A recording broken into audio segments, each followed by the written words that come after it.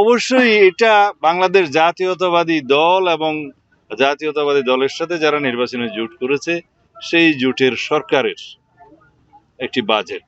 এটাকে যদি কেউ দলীয় বাজেট বলে তাহলে আমি বলবো এই যে একটা গণতান্ত্রিকভাবে প্রতিষ্ঠিত সরকারকে যদি দলীয় বাজেটের জন্য দায়ী করা হয় সেটা একটা নিকৃষ্ট মন্তব্য।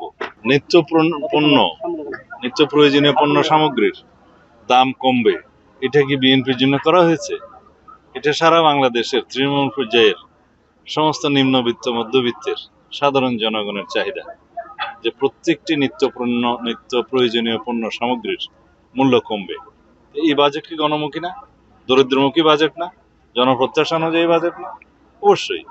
আর যে সমস্ত অঙ্গীকার আমাদের ছিল তারুণ্যের জন্য এবং উদ্যোক্তা সৃষ্টির জন্য, তরুণ প্রজন্মের চাহিদা মেটানোর জন্য, সেই সমস্ত বিষয়গুলো আমরা তুলে ধরেছি সেখানে।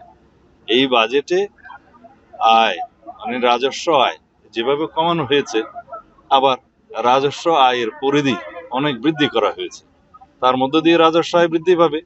রাজস্ব আয় বৃদ্ধি পেলে উন্নয়ন বাজেটে রাজস্ব আয়ের অবদান থাকবে।